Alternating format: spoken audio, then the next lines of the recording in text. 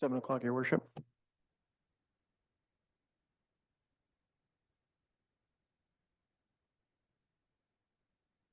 Oh, yeah.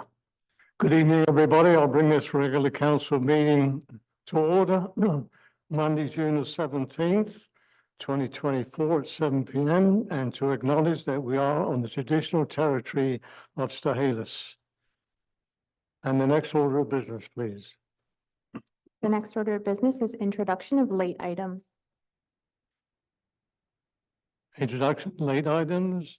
I think Councillor Allen. Yes, Mr. Mayor, a couple of things. I'd like to add to late items, something about the by-election, which we need to hold, and something about the Citizens on Patrol, Block Watch, and Community Safety. And if you'd add those late items, I'll get to them when we get to that point on the agenda, please. So your first one is the elections. Sorry? Your first one is to do with the elections. Your first, Yes, Oh, the the- by-election. the by-election. Yes. That's not, and the other two are to do with safety Hold on a in second, the Mr. Mayor. neighborhood. Wait a second. I'm having great trouble hearing you here. Let me try and turn this speaker down. Sorry, could you repeat that? Your first to go on the business is to do with the by-election. Yes, the Okay. mayoral by-election. And your second one is to do with safety in the neighborhood. Citizen on Patrol and Block Watch, Community Security. Okay, thank you. So, is there a seconder for this? From council? Yeah, we have to, this is introduction late item, we need a seconder, we do, don't we? Yes. Seconded by Councillor Jackson, any discussion on that? Okay, so we'll add that in what section would you like to add that, corporate officer? New business. New business, okay, under new business, Councillor Allen. That'll be added. Sorry, I'm That'll be added under new business. sorry, Oh, can you hear, everybody else hear me? Okay, you hear me now? that's better. better? Thank you. Yes, Thank you. Be added under new business. thank you. So I'll call the question. All in favor? Opposed? Nobody? Thank you. Next order of business, please. The next order of business is approval of agenda, and that will be as amended. As amended. So we have the privilege agenda as amended, moved by Councillor Jackson, second by Councillor Vidal.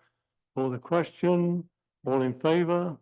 Anybody opposed? No. Motion passes. Thank you. And the next order of business, please. The next order of business is adoption of council minutes. We have that the regular council minutes of June the 3rd, 2024 be here for adoption. Moved by Councillor Vidal, seconded by Councillor Jackson. Any errors or omissions? Councillor Allen. Yes, Mr. Mayor, a couple of points on page 5, halfway down under the report from the Age Friendly Committee. The last sentence in that report says that the above resolutions be released to the public and reported out prior to adjournment of the open portion of the May 6th Age Friendly Committee meeting. So my question is, does the Age Friendly Committee or any council committee have the ability to hold in-camera meetings? Because it's only when you have an in-camera meeting that you need a resolution to report out a decision of an in-camera meeting. We'll ask So, the corporate officer for clarification. Thank you. Through you to Councillor Allen. Yep, the Age Friendly Committee did have a closed meeting to, just for that specific purpose, and those were the motions that were reported out. Thank you. I learn something every day. When I go over the page then, Mr. Mayor, it's my contention that the minutes need to be clear and unambiguous to anybody reading them in the future. At the bottom of page 6, there's a note that zoning amendment bylaw number 1208, 2024 be introduced and given first reading. Now that might be okay, and you may know, and the planner may know what 1208 is, but somebody reading these minutes in the future, or even attempting to search these minutes for a reference to that bylaw, will have a hard time finding it or knowing what it's about. And it is my belief that when we quote a bylaw number like that, we should also say what the bylaw is about, and with some kind of a heading, identify the purpose of the bylaw, maybe in a 10-word summary. In this case, the bylaw in question is a major bylaw which completely changes the zoning of every home in Harrison Hot Springs, increases density dramatically, and I think at the very least, it should be identified in the minutes as a change to bylaw 1115, increase in density, increase in height, reduction in setbacks, and a sweeping change to our zoning bylaw. And it needs to be identified, I believe, as such in the minutes, and I'd like the minutes to be amended so that that becomes clear to somebody looking in the future. It's been noted. So I'll make a motion that the minutes be amended to identify bylaw 1208 as an amendment to zoning bylaw 1115 with large and sweeping changes to the residential zones and densities in Harrison Hot Springs. Is there a seconder for that? Councillor Jackson? The problem with that, Your Worship, is that means that every other bylaw that we've done for in this municipality since I've been here in 2004 would have to go back and be amended. I think when the bylaw does come up for discussion, that all the details are in there, and there are copies that the public do have to read from at the meetings. So what is it? I'll ask again, is there a seconder? No seconder. Councillor Vital. Just for discussion purposes, Mr. Chair, it would be quite easy for anyone who wanted more information to just refer to the agenda that corresponds to those minutes, in which there was a complete and full breakdown of the suggested amendments to the bylaw. I think it would include, as Councillor Allen has suggested, would just bog down the minutes. Thank you. Thank you very much. So there's no seconder, so the motion fails. Thank you. And the next order, do we have the adoption of the minutes yet? Mr. Mayor, I have one more. Sorry, I've called the question now. Well, it's- Sorry, sir, I've called the. It's for accuracy on the last page. Just a second, please. Did we call the question yet? No, we haven't. Okay, Mr. Councillor Allen. Yes, Mr. Mayor, the last page of the minutes, which is page number 8. It says under section 15, questions from the public entertained. And then it says Mayor Wood asked Deputy Mayor Fassio to take the chair and left the meeting at 8:23. What I think needs to be recorded in the minutes is the fact that you in fact did take the chair at that point and became the chair of the meeting from then on. And that is what happened, and I believe that's what the minutes should reflect, and they don't at the moment. So I'm suggesting that the minutes be amended by pointing out that Councillor Fassio took the chair at 8:23 p.m. Thank you. Is there a seconder for that? There's no seconder. Motion fails. Thank you. And the next, now we have the vote for the minutes. Call the question. All in favor? Opposed? All right, this is the minutes as amended. These are the minutes. No, they weren't amended because if both of your resolutions failed. All of them? Yes, both that you asked for. Okay. So, All right. are you for or against? For, you're against, thank you. Motion passes. Councillor Allen voted against. Thank you. And the next order of business, please. The next order of business is business arising from the minutes. Any business arising from the minutes? Yes, Councillor Allen. Yes, Mr. Mayor, I'd just like to point out that the item on page 7 regarding the crosswalks be marked as pedestrian crosswalks at the plaza, that project has been completed. Thank you very much. Thank you. I have I have something to pull out of the minutes. Item 8. and 9 of those minutes. Page, where are we?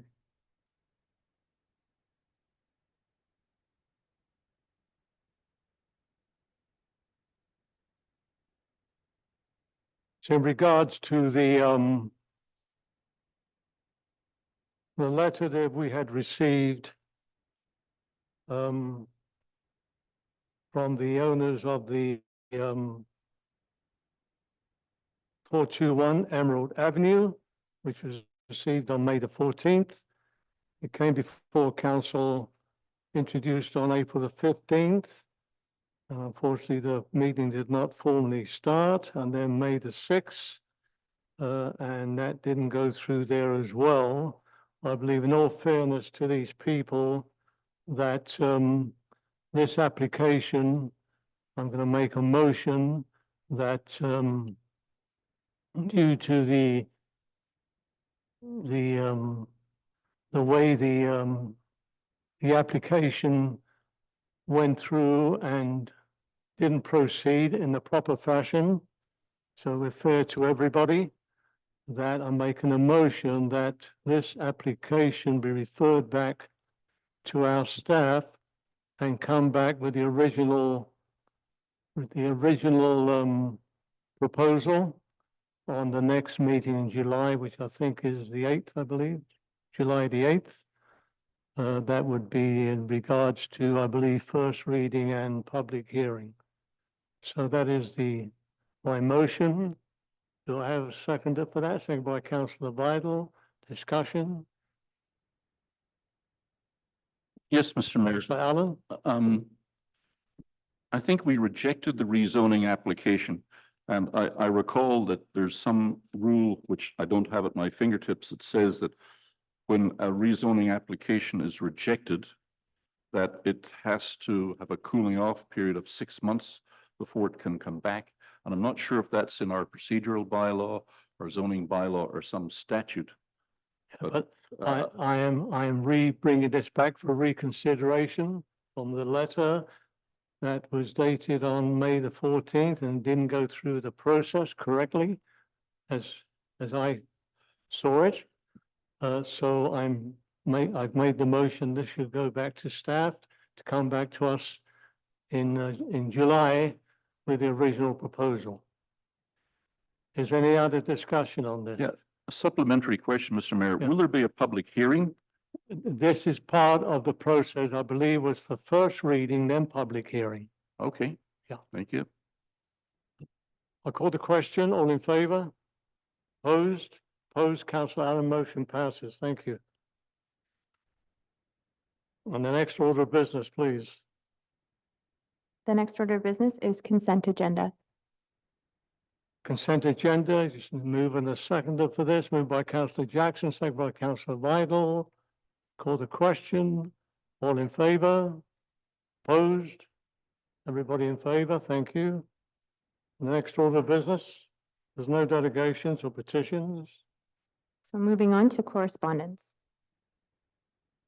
Correspondence, we have a letter dated from the Agassiz Harrison Historical Society. This is here for receipt. If you wish to discuss it further, that will come under item 9.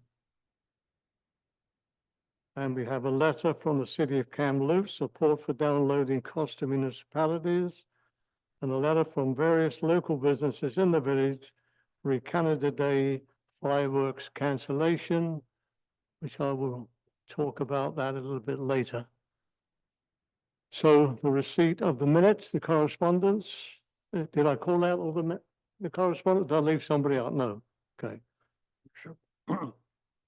Councillor Jackson? The letter from the deputy mayor of Kamloops is excellent. It outlines what is happening in the municipalities, regardless of the size, the downloading, and how it's affecting each individual municipality. Councillor, excuse me, Councillor, I just interrupt you for a second. Would you mind leaving that till we get to the business arising? Thank you. I'll call the question now on the correspondence. All in favor? Opposed? Nobody opposed, motion passes on that. Sorry, I don't believe we had a mover and a seconder Did- for receipt on that. Did we not? Councillor Vidal, did you not move it? I thought so, yes. Councillor Vidal moved it and Councillor Jackson seconded it. Thank you. And the next order of business, please. The next order of business is business arising from correspondence. Right, Councillor Jackson. Your worship, this letter from the deputy mayor of the city of Kamloops is very, very interesting. It outlines in dollars and cents the impact of what's going on in the municipality, the downloading, the shifting of services. Now they desire to build hundreds of houses, but not looking at the long-term effect of water or sewer or anything else. I'd like to refer this to staff so they can have a good look at it and compare to see how it could impact the village of Harrison. We have a very limited base here, tax base, and we have to be very, very aware of what the provincial government is doing because they're shifting more and more back onto each of the municipalities. So I'd recommend that this be referred back to staff and in time, come back with a report. Thank you. You need a motion or just, is that good enough to refer back to you? I think the motion should be to refer back to staff. Okay, We'll get support of council. Councillor Jackson, you're making that motion, seconded by Councillor Vidal. Discussion, Councillor Allen. Yes, Mr. Mayor, I was very impressed with the thoroughness of the Kamloops report and the analysis. And I certainly hope that they continue to provide that information to all municipalities. And it seems like maybe they were looking for something a bit more from us in the way of support for this position. I know that we can support that position through UBCM, but if Kamloops is looking for the village of Harrison to say, yes, Kamloops, we agree that the downloading of costs from the provincial level to the municipal level is a problem that needs to be addressed, and give them some support for that work and encouragement, I would be very much in favor of doing so. Perhaps simply a motion of thanks to Kamloops for the report and our best wishes in pursuing the reduction of downloading that they have documented. So I don't know if that fits in with the resolution that's on the floor as an amendment. I'm just going to ask Councillor Jackson, does that fit in with your resolution? Councillor Jackson? Yeah, thank you. Thank you, Councillor Allen. Councillor Vidal, did you have your hand up there? Okay. Okay, so I'll call the question. All in favor? Nobody opposed? Thank you. Motion passes. And anybody else? Councillor Vidal. Thank you, Mayor Wood. I would like to comment on You? correspondence C, letter from various local businesses in the village, re-Canada Day fireworks. I do support the decision to cancel our July 1st fireworks display, as many other communities are making similar decisions. Not only for fire danger rating, but fireworks produce loud sounds, which have the potential to frighten both domestic pets and wildlife. There is also an environmental impact, as the fireworks colors are the result of the oxidizing of minerals which are toxic to the environment. In addition, fireworks release carcinogenic oxidizers and fine particulate matter, causing an increase in air pollution up to 5 or 6 times for many, many hours, which affects our air quality. Perhaps the organizers of next year's event can explore other alternates, including light shows, which is where a lot of municipalities and cities are heading towards. Thank you. Thank you, Councillor Vidal. Councillor Allen? Yes, Mr. Mayor. Well, I'm very disappointed that the Canada Day Committee has not seen fit to make more of an effort to include a celebration of our National Day on July the 1st. I don't know who the Canada Day Committee is. It's not a council-appointed committee. It may be done through Tourism Harrison. I don't know who's on it. I don't know what their budget is, but my recollection was they got a significant contribution from the federal government to pay for fireworks and other events. So what I'm now looking at is having a very dull Canada Day with no fireworks. And my suggestion has been, and is today, that we carry on and produce the fireworks display, and all we need to do to deal with many of the problems that have been raised, including the frightening of dogs, the noise, and the pollution, is to get a barge and tie the barge up on an anchor just offshore of the plaza, out about a half a mile or even a mile would be better, and set all the fireworks off from the barge so that the noise, the visual impact remains the same. All the kids and families on the beach remain delighted by the light show. The noise, because we're moving out of this narrow part of the valley into the wide part of the lake, will be greatly reduced. And all dog owners can be advised there will be fireworks on July the 1st. Please take your dogs inside or further south in the village. And if there is any remains of the fireworks at the launch site, they will not go into the ground or into the lake. They will remain on the barge. And when it's all over, we bring the barge home, we sweep it clean, and everybody goes home happy. So I think that there is a simple way for us still to have fireworks in the village. And in fact, if we take them out far enough, and that's not very far, they wouldn't even be in the village, they'd be in the district of Kent, because the line goes across from our municipal dock on Rockwell Drive to the Harrison River. So my suggestion is that we carry on with the fireworks, but we don't do it on the outer edge of the lagoon, which is now a fire hazard with all the vegetation there anyway. And we just simply get one of the barges that are available in the lake and tie it up further out and still enjoy the fireworks. So, and that is my suggestion. Thank you. Thank you. Well, any other discussion from you, Councillor Vital? No? No, I just wanted to maybe make one final comment on Councillor Allen's comments. Is the fireworks go very high up into the sky, and the residue will fall into the lake, which is an environmental hazard. Thank you. Thank you. Any other? I have one to bring up. I think this just going to move to be referred back to our staff, and that's the letter from the museum regarding looking at a 5-year strategic plan and funding as well. So that will have to go to a budget scenario at some point. So I'll make a motion this letter be referred to staff, and they can inform the museum that we will be looking at this when we get to our budget deliberations. Is there a seconder for that? Seconded by Councillor Jackson. Any discussion? Call the question. All in favour? Nobody opposed? No? Opposed? Thank you. Councillor Allen opposed.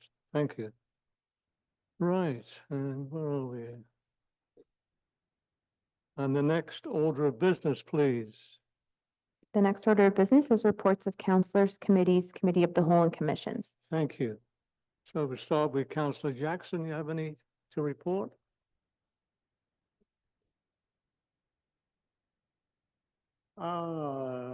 Tourism Society, I attended the annual general meeting. It was very well done. Tourism is in good financial shape. On July the 11th, we met with the RCMP with reference to safety, and we had a very great discussion with them where they were very, very good. On June the 13th, through our block watch, our block watch person who is in the audience here tonight arranged for a police officer to come out to our park, and everybody in the whole neighborhood showed up. And we had a very, very good discussion with the police. He told us all the things that we could do to try to keep our house safe, and I'd recommend that for any neighborhood in the village.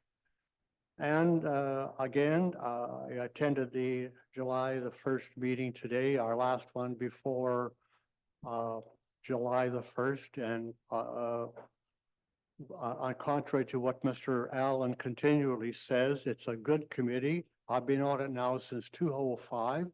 I haven't really seen him do anything at all in this village. I'm sort of getting tired of being told we're not doing anything. It's going to be a great July the 1st. Whether we have the fireworks or not, I don't know, but I'm looking forward to it, and thank you, Your Worship. Thank you. Councillor Allen. No report this evening, Mr. Mayor.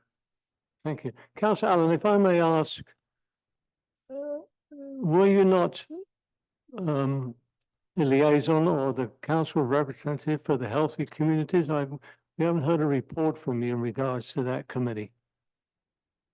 Right, Mr. Mayor. I have not yet attended a meeting of the Healthy Communities Committee. There have been scheduling problems with my schedule. Okay, thank you. Councillor Vital. Thank you, Mr. Mayor. On June 11th, I attended a Terry Fox Run planning meeting. So I'm asking everyone to please save the date, Sunday, September 15th. It will be held here again in Harrison, times from 9 a.m. till 12 noon. Further details will follow next month. And also request that please take the time to register and give your donation at terryfox.org. A simple search once in that site will direct you to our particular run. And also on June 11th, I also attended the meeting with the senior RCMP staff in Chilliwack, discussing public safety in the village. And I also wanted to take just a moment to express my congratulations to the Agassiz Senior Secondary High School grads this year. Well done. And that's my report. Thank you, Councillor Vital. Thank you, Mr. Mayor. Yeah. Both Councillor Jackson and Councillor Vidal have talked about a meeting with the RCMP on June the 11th. I wasn't told about any meeting. Yeah, yes, Was I? email was sent to all of council.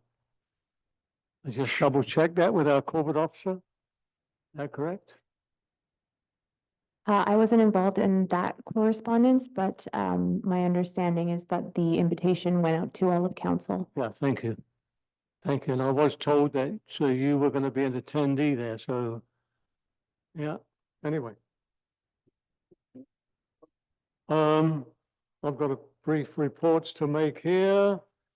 First of all, I asked the FVID to give me some stats on the attendance at our East Sector area there where the trails are. Good morning. Here is the usage for the last 3 years, which is measured at the main entrance by the parking area. So they do have a counter thing there. 2021, there was 7,528. 22, there was 10,806. And last year, 13,079 that went through the East Sector Park. So that's, it's been well used by the, our citizens and the visitors. And that's overall in all the regional districts, parks and trails. They're very heavily used, especially from Metro Vancouver. There was at the Regional Corporate Service Committee meeting on Thursday the 13th, there was just a brief mention here. There was the Regional Growth Strategy Monitoring Report. And I would like a report of this to go to all the council and especially to our planner, Mr. Cossey, unless he already has it. But it is a very good way how they're going to monitor this strategic growth strategy going through the years. And just an example here on a couple of things. One is the indicator for education rates. And in 2021, 53.7% of residents in the FERD had some form of post-secondary education. Post-secondary education rates for regional districts in BC range from 48.5 to 70.5%. The rate of post-secondary education in FRD is lower than Metro Vancouver and the province as a whole. The post-secondary credentials, the FERD, have increased only marginally between 2006 and 2021. During this period, post-secondary education rates for regional districts in BC increased by a median of 3.1%, while the increase in the FERD was only 1.4%. So that's some idea of the education rates in our area. And one other one here, the sharing of indicator active transportation, all types taking the FERD to work were by active modes of transportation in 2021. That was 5.3%. So we have 90.7% is by car or truck or van, 22.2% is by public transit, 5.3% is by active transportation, walking, riding, running, whatever, and 1.8% is other, whatever the other means.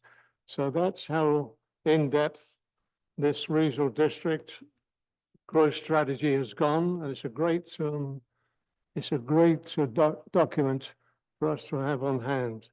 What else have I got here? Oh, I read that.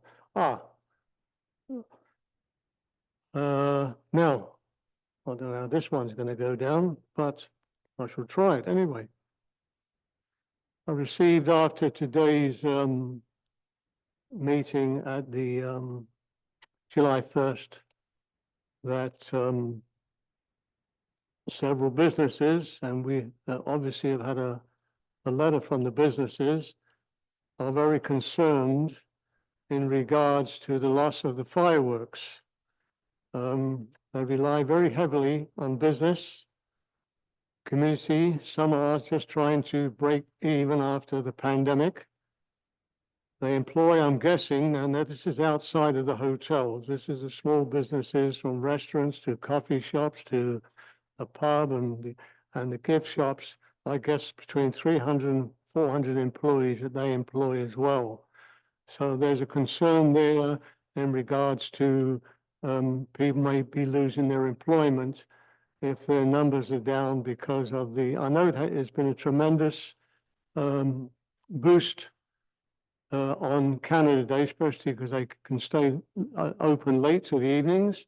In regards to that, from what we heard from the fire chief, that Coast Fire Service have no problem with the fireworks. The only environmental impacts that came up at the meeting was to do with vegetation, but the fireworks company said they would have no problems with that vegetation. It was much, I don't think it's grown much more than it did last couple of years ago. It has, but I don't know how much. But with that being said, it's I mean our business community do pay a big chunk of the taxes to keep our taxes at a reasonable pace.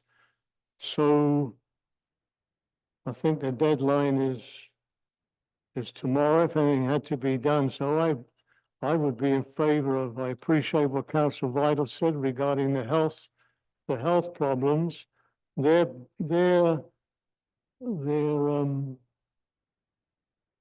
revenue they received, and Councillor Allen brought up the federal, well, that went from 10,000 down to 5,000 for this year.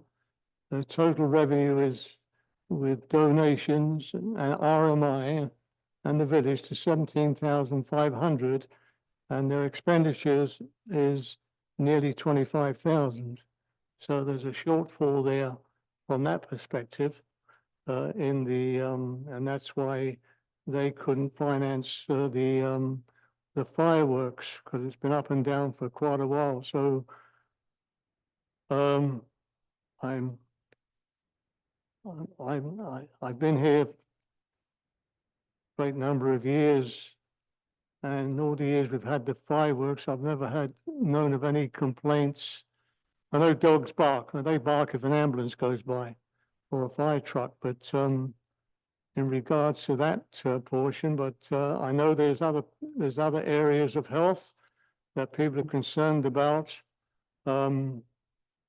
especially with veterans, and that area as well. But I don't know what council, if you want to have any discussion or let sleeping dogs lie, and then we'll have to address it next year. But if there was some way that the village could finance this, I believe it's just under $9,000 to finance the fireworks.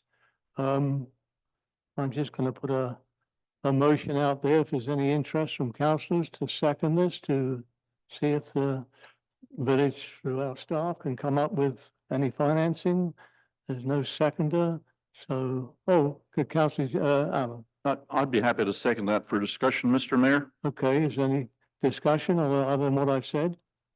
And I believe you've already laid it out for us, Councillor Allen, regarding the barge situation. Then we did that on a couple of years on the barge, actually. Yeah, yeah. Well, Mr. Mayor, yeah.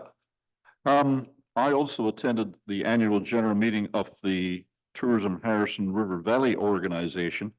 And I learned at that meeting that they have total revenue in last year of 2023 of $1.3 million, and expect that in 2024 they will have at least that much in revenue, primarily coming from the 3% room tax, which is imposed upon overnight accommodation. It disappoints me, I suppose, that Tourism Harrison as an organization does not have good representation from the Harrison business community. 4 of us local businessmen were at the meeting, and we were in the 10 seats set aside for the public, but there were no active Harrison businesses on the board of directors.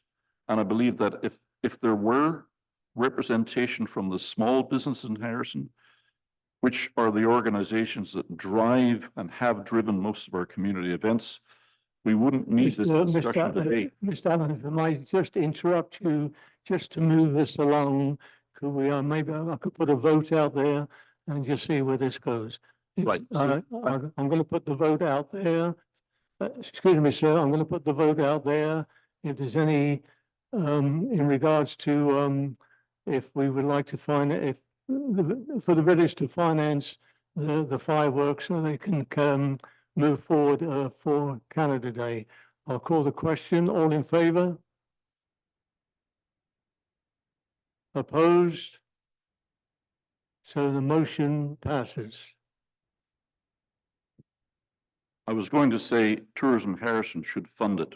Thank you. Well, I believe if we did have the financial statements from Tourism Harrison at the last meeting, and I think it outlays the costs of their overall advertising, the running of the place, wages, the whole works. So there's not an awful lot left at the end of the day. Nothing's cheap nowadays, unfortunately. Okay, next order of business, please. The next order of business is reports from staff. Item A is report of corporate officer regarding 2024 UBCM convention provincial appointments. Okay, so, and the unique direction or, Sure, I can read the report. okay, yes, Okay. please, thanks. Thank you. So the purpose of the report is to receive direction from council regarding appointment requests for the 2024 Union of BC Municipalities Convention. The 2024 convention will take place in Vancouver from September 16th to 20th. The convention presents the opportunity for delegates to meet with the premier, cabinet ministers, and ministry staff. Council may wish to discuss topics of importance requiring provincial action or assistance and resolve that staff be directed to request appointments with the appropriate ministers or, if unavailable, the appropriate staff. Appointment requests are now open. In preparation of this report, staff reached out to council to gather feedback on which ministers they wish to meet with and received the following responses. Regarding the Minister of Emergency Management and Climate Readiness, regarding a secondary evacuation route, funding for fuel maintenance, and the criteria for calling a state of local emergency. The Minister of Transportation and Infrastructure regarding rerouting of trucks to use Highway 1 at Hope to relieve the amount of trucks crossing the Rosedale Bridge, an update on the Rosedale Bridge, assistance in putting a boulevard down the center of Lillooet Avenue and bicycle lanes. The Minister of Housing regarding the effects of adding density and upgrading infrastructure, incentives for rental units, and waiving of parking for multi-unit buildings. The Minister of Municipal Affairs regarding legislation with stronger measures for mayor and council, the need for an ethics commissioner and review of the community charter. The Minister of Health to discuss and advocate for the need for increased mobile breast cancer screening units to rural communities.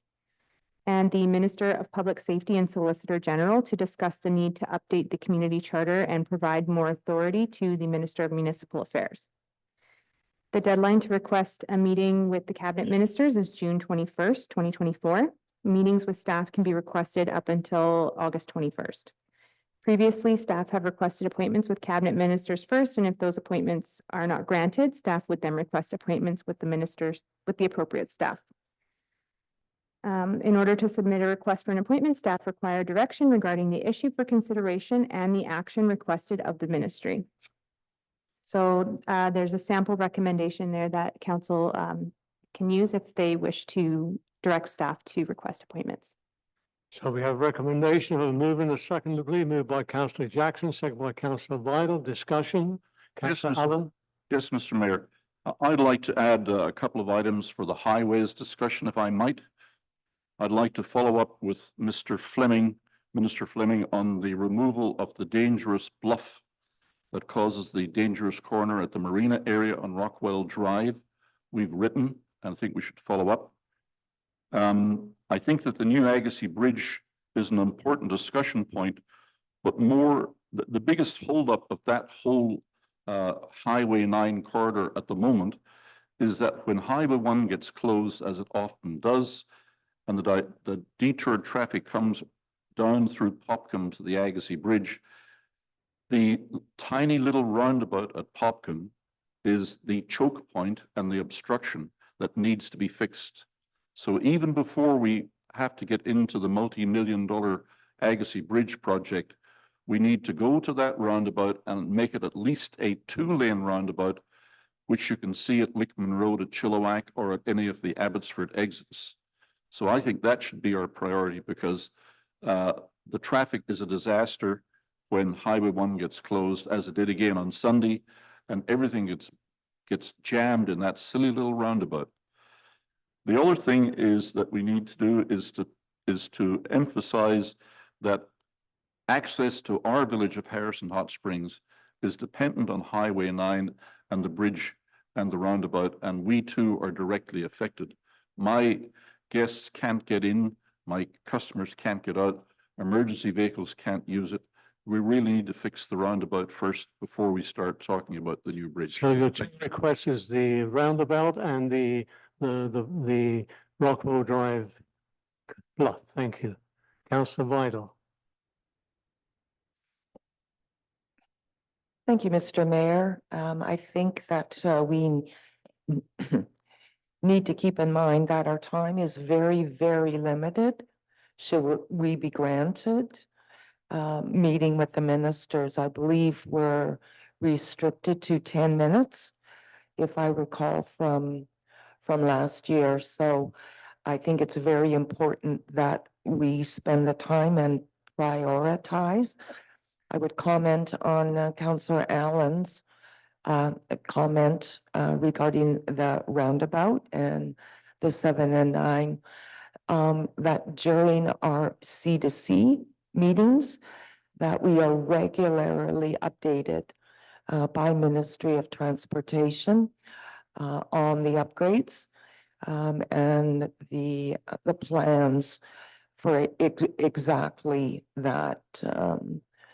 The senior staff from the local Ministry of Transportation attended the last C to C, and I did have the opportunity to voice my concerns where if Highway 1, there's a serious accident on Highway 1, that traffic is often diverted down Lougheed Highway, which boggles up the 7 to 9.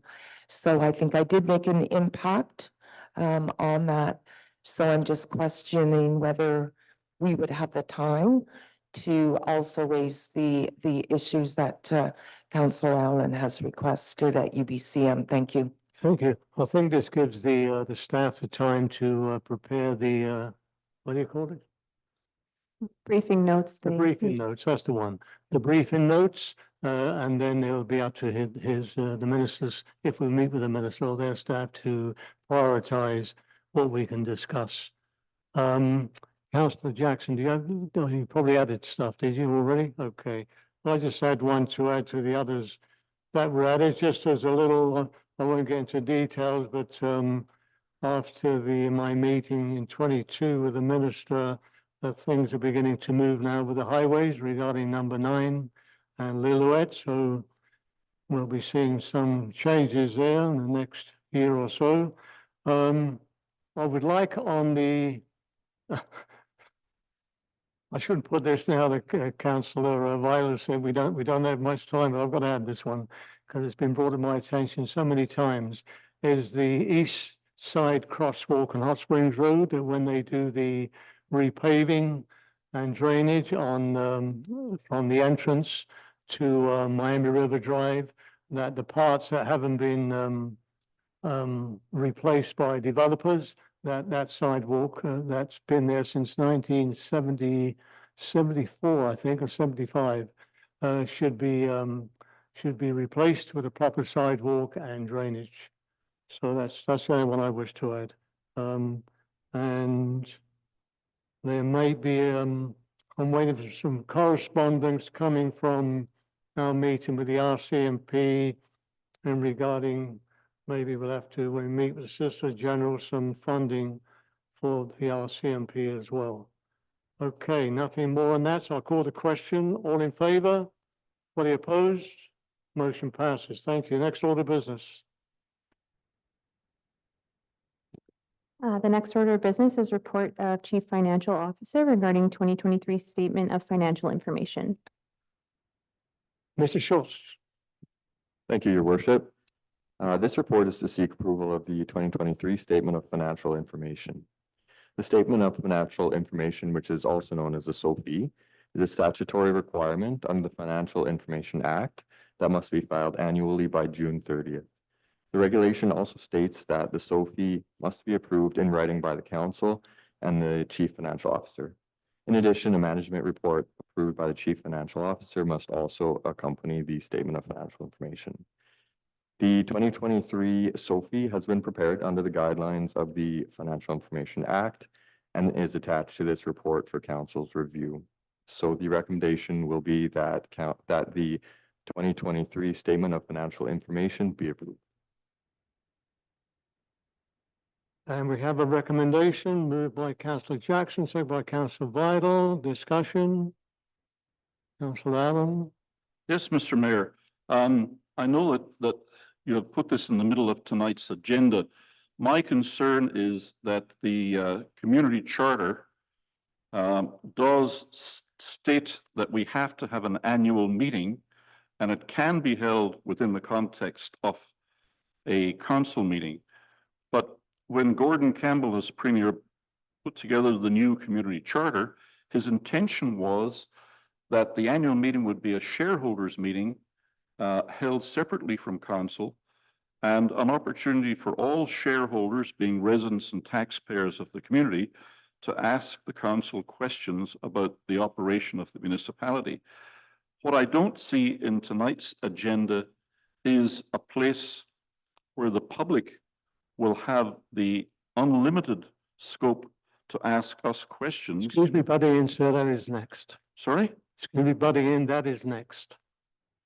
Yes, this is the report on the statement of financial information. Any other questions on this? No, call the question. All in favor? Opposed?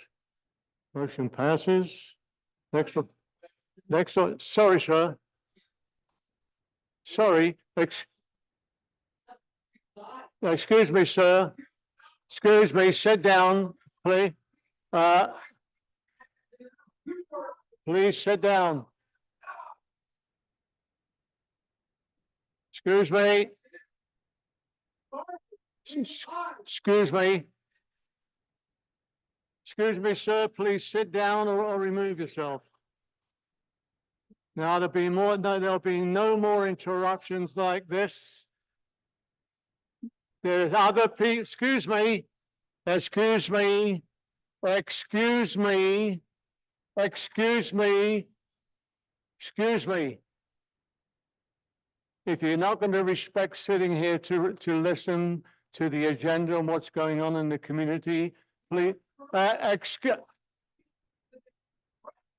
excuse me, sir, if you don't quieten down now, I'll have to take further action.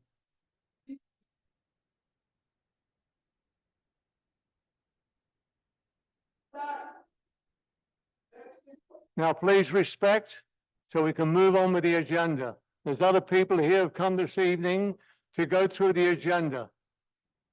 Please, sir, this is the last time I will ask you. Please, thank you. Now, the next order of business, please. The next order of business is report of Chief Financial Officer regarding the 2023 annual report. Mr. Schultz. Thank you, Your Worship. This report is to seek approval of the 2023 annual report. Section 98 of the Community Charter requires that an annual report be prepared by June 30th each year, made available to the public at least 14 days prior to the meeting. The Community Charter also requires that council must annually consider the report at a council meeting or other public meeting in accordance with Section 99. The public notice that the annual report will be considered at this council meeting was given on June 7th. The annual report was made available for public inspection on June 3rd, 2024 on the village's website, and also a hard copy was made available at the village office since that time. As of the date of this report, there was no submissions made from the public. However, council may wish to open the floor at this time to address public questions. Ultimately, the recommendation will be that the 2023 annual report be approved. Would you like me to remove the annual report first and ask the public if they wish to speak? Yes, so the recommendation is that the annual report be approved. Moved by Councillor Vidal, seconded by Councillor Jackson. Any discussion on that? Councillor Allen, before I ask the public. Yes, I think, Mr. Mayor, it would be appropriate to hear the questions from the public and have that discussion as the debate on this motion before we approve it, because This will be just a question from the public on the annual report if they have one, and then I will call the question to move forward. Thank you. Are there anybody in the public who wish to ask a question on the annual report?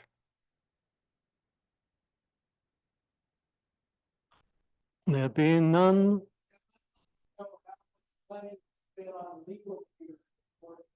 Yes, sir, that was presented to the council 2 weeks ago.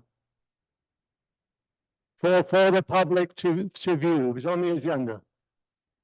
Thank you. Excuse I me, will Your now call the excuse me, Your worship. question. Excuse me, Your worship. All in favor? Excuse me, Your worship. Yeah. We need to ask Zoom as well, please. Oh, in Zoom, Yeah. okay, certainly. Is there anybody, Tyler? Anyone on Zoom have a question about the annual report? Nobody? We have one question from Julie. I'm just gonna unmute you here. Okay, please ask your question. Were those statements reviewed by professional accountants? Yes, they were. We had the report from the auditor as well at the council meeting, I think it was 2 weeks ago. Yes, thank you. That's all I need to say. Thank you. Now I'll call the question. All in favor? Opposed? Motion passes. Thank you. Next order of business. Thank you. The next order of business is report of planning consultant regarding follow-up comments on the issuance of a development permit for 553-555 Lillooet Avenue. Mr. Cussy, Thank you, Your Worship. The two properties, 553 and 55 Littlewood Avenue, are owned by the same BC company. The owner of this company wishes to develop the site with a 4-story building that will house 38 residential dwelling units. The issuance of this development permit was first brought forward at the May 27, 2024 special council meeting, where council passed the following resolution: that the issuance of a development permit for 553 and 555 Littlewood Avenue be referred back to staff to address comments by Councillor Fascio and Councillor Allen. So we've responded individually to each of those comments. The first comment we had from Councillor Allen was instead of building a 2-foot or 2-meter high wall along the middle of Rendell Park, use the wall that is going to be built anyway as part of the project as a starting point. This type of activity is possible, but it is generally captured when you're doing a rezoning application. The development permit cannot capture this type of requirement unless it can be proved that it is a servicing issue. The other question that we had was why the neighboring properties are not notified of this development. The response is that the proposed use complies with the permitted uses in the zone, and the issuance of a development permit is already outlined in an approved official community plan. Both of these planning department documents have already been shared with the community. As this proposal is in compliance with both the village's zoning and official community plan bylaws, there is no requirement for a public notice. Why aren't trees addressed in the development permit? The staff response is that this issue will be addressed when the applicant applies for a tree cutting permit. Have they given 5% of land or cash in lieu to the Parkland Reserve Fund? The staff response is that the parkland requirement is only done at the subdivision stage. The issuance of a development permit is not a subdivision, and this is not possible as part of the process. When the two parcels were created by a subdivision, the parkland or cash in lieu issue would have been addressed then. The OCP states that we need to enhance pedestrian access through the village. When there are 2 long blocks of property, there is an opportunity to create a 4 or 5 foot wide pathway in the middle of the block so people can go from Littlewood Avenue to the beach and back. This type of issue is generally addressed at either a subdivision stage or during a rezoning stage. This is possible, but the village will need to enter into an agreement with the applicant. Subject to how the negotiations of the agreement turn out, the village may be responsible for the cost of setting up and maintaining the path. The DP should go to the Advisory Planning Commission for review. Again, the comment is that the proposed use complies with the permitted use in the zone, and the issuance of a development permit is already outlined in an approved official community plan. Both of these planning documents have been shared with the community, which includes holding a specific meeting with the APC on the adoption of those plans.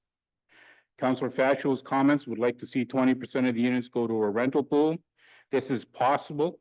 However, the village would need to enter into a housing agreement with the applicant. The other question was, will there be a sidewalk along Littlewood Avenue? And the staff response to this is that this will be addressed in the suggested works and service in agreement identified as point G in the recommendations above. Suggests more than just one electric vehicle charging outlet.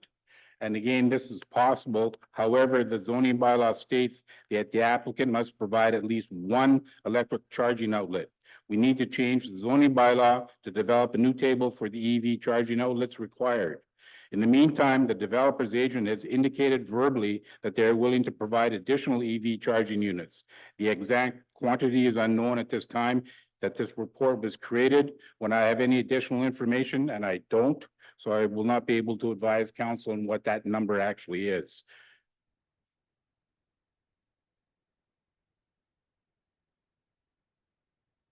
So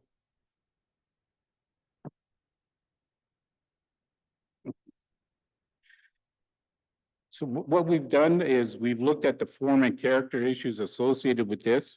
And if you can refer back to page 87, the development permit DP 0323 be issued to 1103593 BC Limited for property located at 553 and 555 Lillooet Avenue, not Hot Lillooet Avenue, my apologies.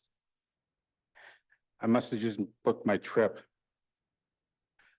Harrison Hot Springs for land legally described as Lot 2, except part subdivided by Plan 70793, Section 13, Township 4, Range 29, west of the 6th Meridian, New Westminster District Plan 59945, and Lot A, Section 13, Township 4, Range 29, west of the 6th Meridian, New Westminster District Plan 70793, subject to the following. The village receiving an irrevocable letter of credit, in the amount of $650,353. The Fraser Valley Regional District issuing a demolition permit for any building or structures on the proposed site. The provision of at least one electric vehicle charging outlet must be installed on the proposed site. The village being provided with a copy of the Ministry of Transportation and Infrastructure's access permit. The provision of a covenant indicating the applicant must provide at least 4 accessible parking stalls that are closest to the proposed development. A comprehensive sign permit being issued by the village.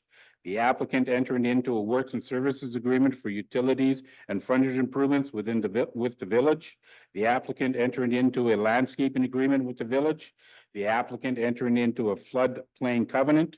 The application be referred to the village's fire department for their comments and recommendations, and any recommendations must be included in the planning review stage on the issuance of a development permit. And a report prepared by a competent professional with at least 10 years of professional experience and accepted by the village that addresses the estimation on the demand to be generated by the proposed development of water and sewer services, and in the case of any phase development, for each phase of the development. An analysis of the existing community water system and the existing community sewer system, and outlining the options available for the supply and delivery of water and the provision of sewer services to the proposed development.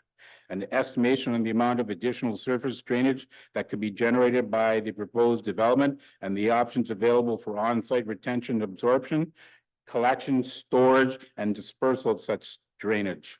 Identification of, if applicable, the new capital works required for the proposed development for water, sewer, and the drainage systems and their costs and the potential funding sources for these expenditures. And your worship, the applicant's agent is on Zoom and they are available to answer any questions that council may have of the project. Thank you, sir. We do have a recommendation here. Do we have a mover and a seconder? Moved by Councillor Jackson, seconded by Councillor Vidal. Discussion. Councillor Allen and then Councillor Vidal. Thank you, Mr. Mayor. Well, I appreciate that the staff did consider my suggestions in regard to this development. I don't recall saying there'd be a 2-foot wall along the middle of Rendell Park. The wall I was talking about is the 2-meter wall that has been suggested as a flood defense if global warming raises the level of Harrison Lake.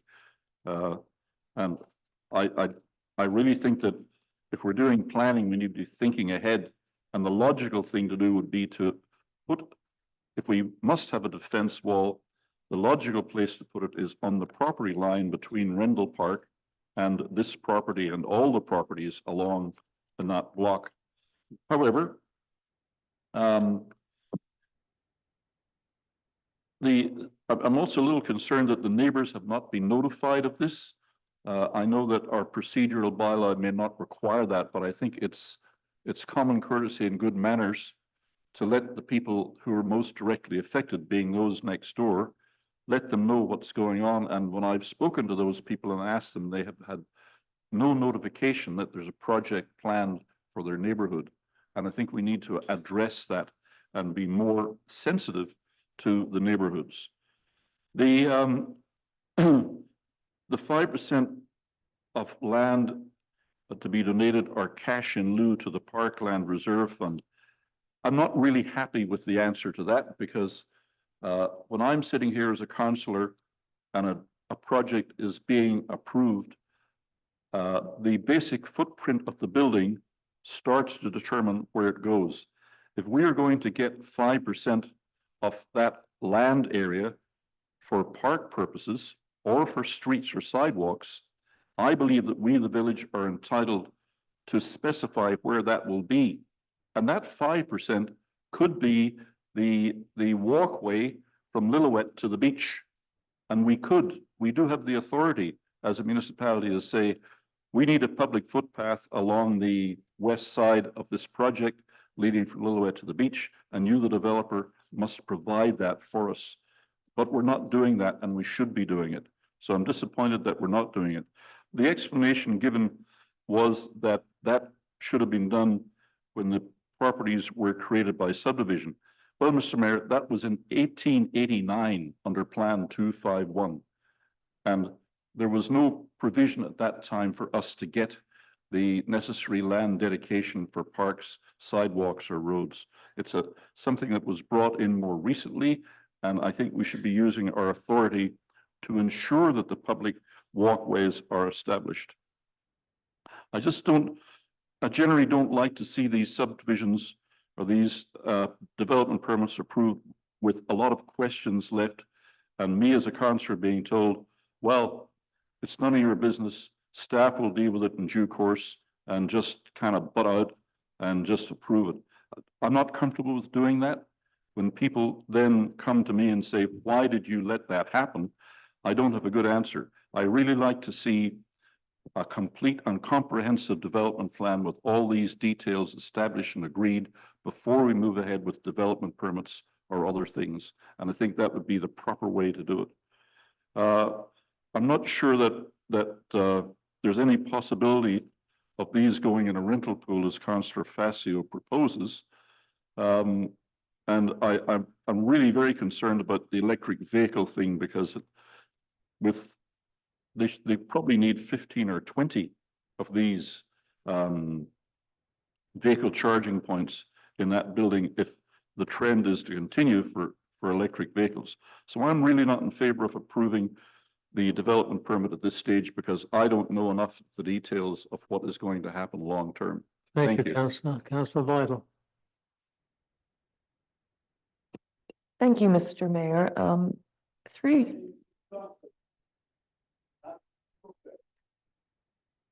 Excuse me, sir.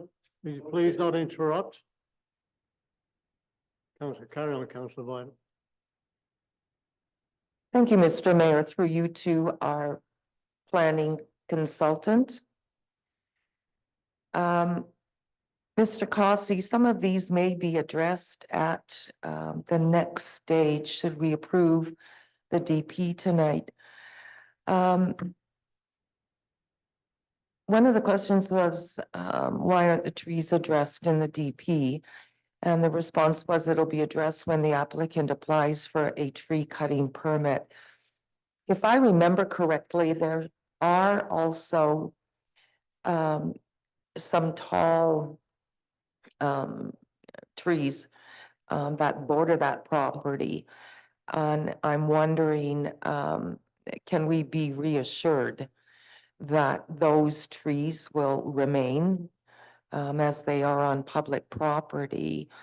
And I'm relating that to the previous development permit that was issued to the west of this proposal, where it was made quite clear that those trees on public property would remain. Do you have any comments at this time, Mr. Cossey?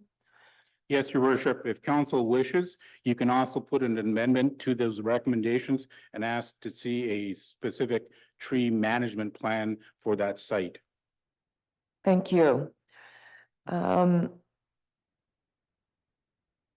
there has been some discussion on 5% of land or cash in lieu for the Parkland Reserve Fund. Does that fall under a community amenity contribution, or is that something that will be looked at in addition to the 5% of land or cash for Parkland Reserve? No, it does not fall under the subdivision is not considered a CAC, Community Amenity Contribution. The difficulty that we've had with the old OCP that it's applicable to is there was no reference to the community amenity contributions. It was all by voluntary. And if we made reference to it, would you be interested? And if the answer, or there was no answer, we can't push it any further. Whereas this time, because we've got it into the official community plan, we can ask for it and be a little more forward on it. But the developer, if they wish, that's a question you can ask of the applicant's agent, if they're willing to enter into a CAC. Thank you. And one final question is, I noticed on the last page,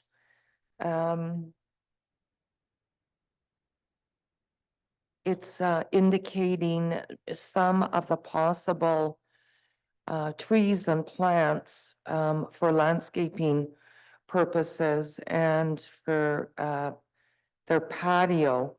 I just want to ensure that those plants and shrubs are part of Fire Smart landscaping. And perhaps it should be the agent that I'm asking this question to, Mr. Cossey. Thank you. Yes, you'll also notice that on page 93 of the agenda package, what we've done is every piece of information that has been provided to us through the plan has been attached to this development permit. So if you look at section 6, paragraph 4, the landscape plan outlined on sheets L 0.0 to L 4.0 as prepared by AMR Systems dated December 7th, 2023 must be followed. If there's any deviation from this plan, the village's prior approval for any deviation is required. So they must follow it. And if they don't follow it, then we can remove the development permit. But yes, that the other question on the Fire Smart, you can ask the applicant's agent. Thank you, Mr. Cossey. Mr. Mayor, would it be okay if I direct some questions to the agent? Is he on Zoom?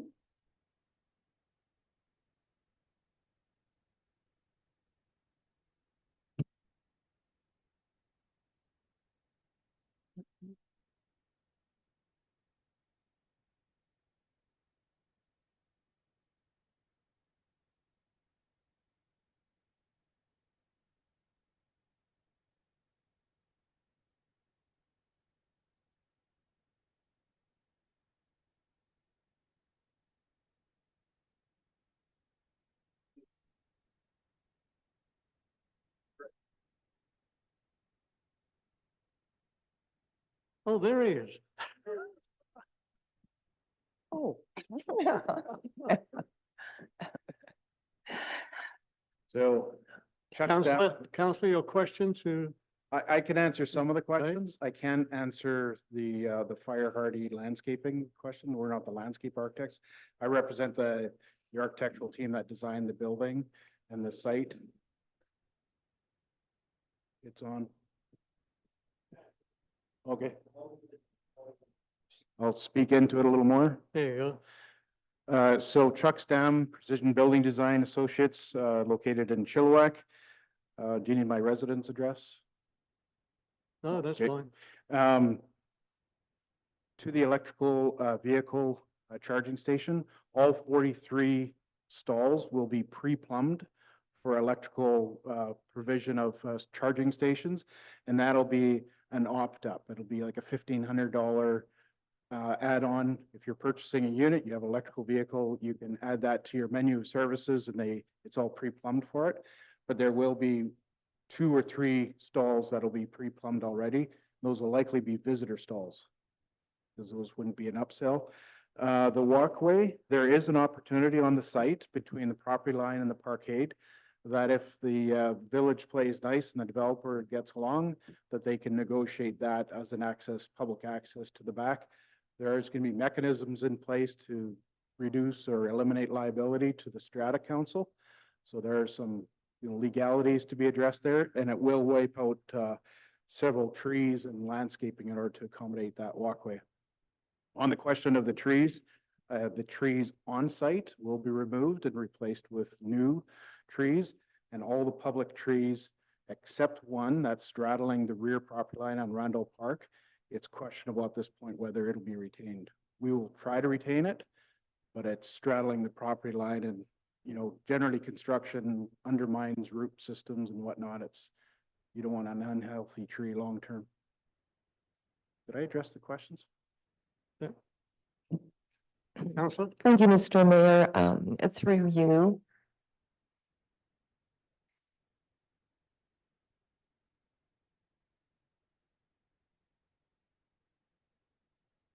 Thank you, Carry on, Mr. Mayor, through you to the agent. I had directed my question to our planning consultant, but I'll now direct it to you. Would the proponent look at entering into some kind of a community amenity contribution as part of the project? We can pose that question, but when the performa is written and the property is zoned already correctly, that wouldn't be placed into the budget 5%. That'd be a significant sum of money. So, sorry. So that would be a significant amount of money, but we can propose it back to the, but there's no legal mechanism to force that. No, I realize that, but it's a substantial building with an increase of substantial number of units, and I would encourage you to go back and request that. Thank you. We're just the design team. We will take it back to the applicant, Gen Powers and OTG, and they can propose that to the developer investors. Thank you, Chuck. Thank you. Oh, do you have a question, Councillor? Oh, Actually, Councillor, you already spoken, so, thank you.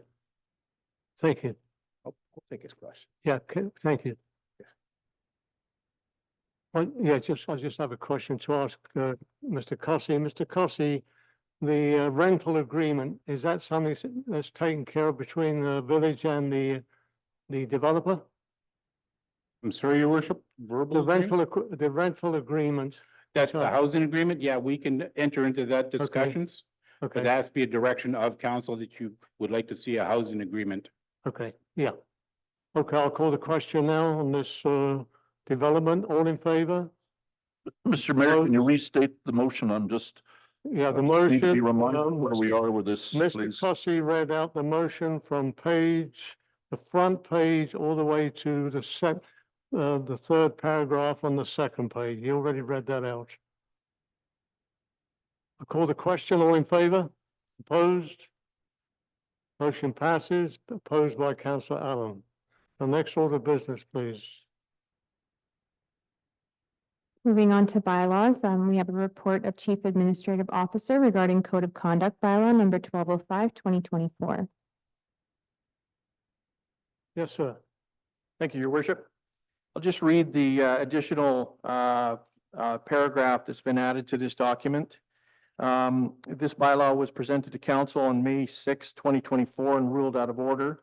And that at that time by Mayor Wood, who stated it was contrary to the community charter and council procedure bylaw.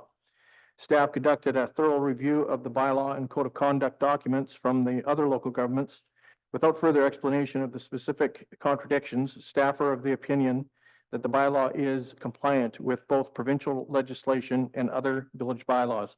So the recommendation in front of council this evening is that Code of Conduct Bylaw number 1205, 2024 be introduced and given first reading, and that Code of Conduct Bylaw number 1205, 2024 be given second and third reading. And to the corporate officer, would you like those read out separately? Or, Yes, please. Thank you. So on the first one, that a code of conduct bylaw 1205/2024 be introduced and given first reading, moved by councillor Vidal, seconded by councillor Jackson. Any discussion? Councillor Allen. Yes, Mr. Mayor, I'd like it recorded that I am opposed to this particular bylaw. As I stated when it was first introduced to council, I believe it's nothing more than a weapon to beat me over the head with. And I don't believe that it's fair, proper, impartial, or even enforceable. There are many parts of this proposed code of conduct bylaw that I think do not include the rules of natural justice. And the appointment of the investigator, for example, we end up with one person in the village who is completely untouchable and can appoint investigators left, right, and center. And I think that that is completely wrong. We, as a council, act on behalf of the public, and we're accountable to the public, and we should not come under the control of a staff member, which is what I believe this particular bylaw does. And I did not run for council to be under the thumb of any staff member. I am one of the employers, one of the councillors, and I think we need to preserve the authority that we get from the people, and we should not be under this kind of a threat. Thank you. I'm opposed you. to the bylaw. Thank you. Any other questions? Councillor Vidal.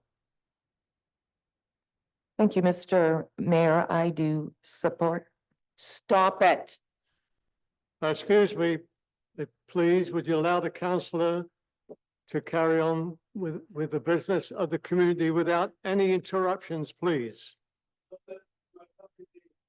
Excuse me, sir, I've asked you to just refrain from "I am the deputy mayor" as written in the legislation. And I am serving the community as the mayor till such time there's a by-election. Thank you very much. Yes, carry on, councillor. Thank you, Mr. Mayor. I do support the recommendations in this bylaw. I think we need to keep in mind that this was one of the recommendations of our municipal advisor, Mr. Ron Poole. It's a very thorough document and bylaw, and I do think it covers it pretty well anything that should arise. It's time to adopt this, so I will be supporting the recommendation. Thank you. And Councillor Jackson. Thank you, Worship. Contrary to what Councillor Allen said, every company, because we are really a company dealing with money and policy, have a code of conduct. It's important that every country, every company have it. We need it. People have to know the guidelines as a counselor or a staff or members of the public.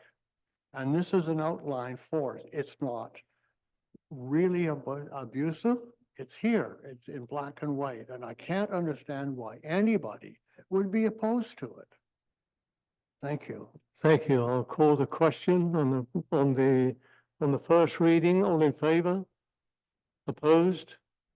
Opposed, motion passes, posed by Councillor Allen. And the second is that Code of Conduct Bylaw number 1205/2024 be given second and third reading of a moved by Councillor Vidal, seconded by Councillor Jackson. Discussion. Councillor Allen. Yes, Mr. Mayor, since this is a separate resolution, I'd just like to restate that I'm opposed to the bylaw because I don't believe that the bylaw will or can be enforced fairly or impartially. I believe that it puts all the power in the hands of one person, and that is a very dangerous situation. And I expect that I will be further investigated and attacked using this bylaw if it proceeds. Thank you. Thank you. I'll call the question. All in favor? Opposed? Motion passes, opposed by Councillor Allen. The next order of business, please. The next order of business is report of planning consultant regarding zoning amendment application for 259 Hot Springs Road. Mr. Cussy. Thank you, Your Worship.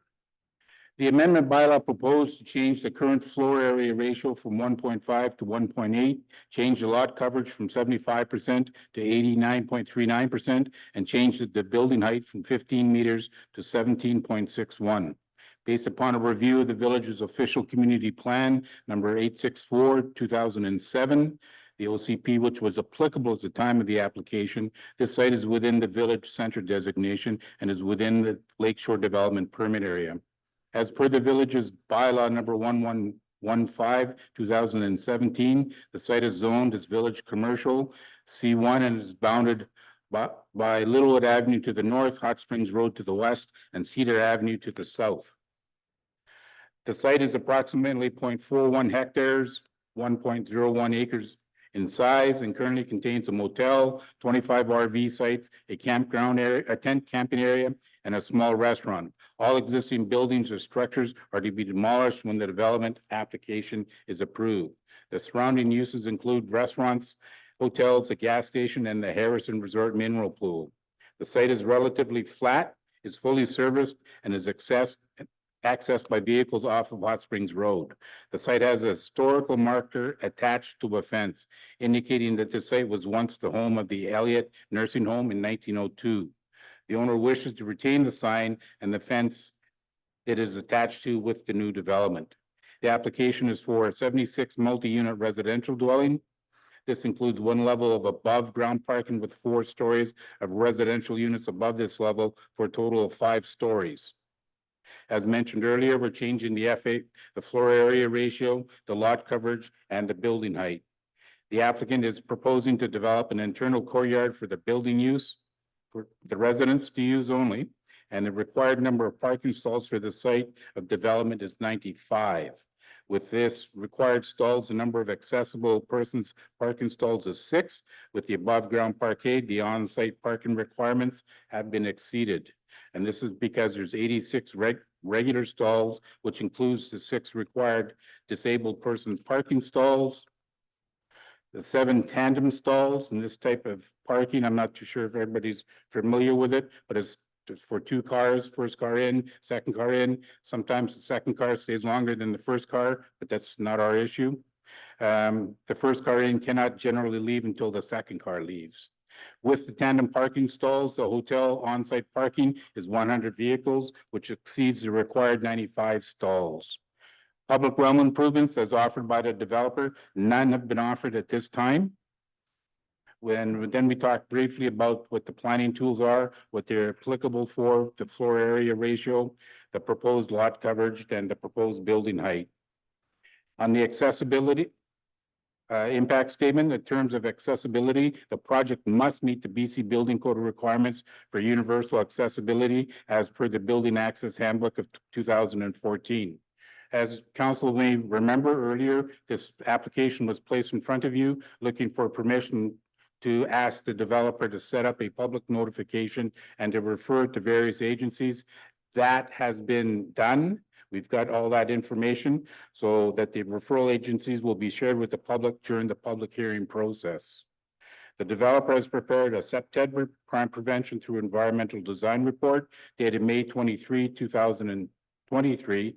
The author of this report has utilized 4 key principles of SEPTED as outlined below, and that includes the natural surveillance, natural access control, territoriality, maintenance, and management. While the report has been finalized, staff at this time have not had any discussions with the developer to discuss the implementation of this SEPTED recommendations. Overall, there are 3 major issues or concerns with this application. The change of the lot coverage from 75% to 89.39% could impact the current stormwater drainage and the direction of this flow, as well as the intensity of the development and the overall neighborhood character. The village can ask the developer to provide additional information on this issue after the holding of the public hearing meeting or as council requires. There's no indication of any affordable housing units that may be made available within the development and the lack of any public realm improvements. Overall, though, this project can be moved forward to determine what, if any, requirements the community may have about this development project. The bylaw, the draft bylaw for your reference is outlined on page 137 and 138 of your agenda package. So with that, your worship, staff is recommending that zoning amendment bylaw 1194/2023 be introduced and given first reading, and that zoning amendment bylaw 1194/2023 be given second reading, and that staff be authorized to set up a public hearing for zoning amendment bylaw 1194/2023. And your worship, Mr. Baziak is available to answer questions that council may have. Thank you, Mr. Cossie. So we'll do these individually again, Amanda, thanks. That the zoning amendment bylaw number 1194/2023 be introduced and given first reading. Do I have a mover? Moved by Councillor Vidal, seconded by Councillor Jackson. Discussion?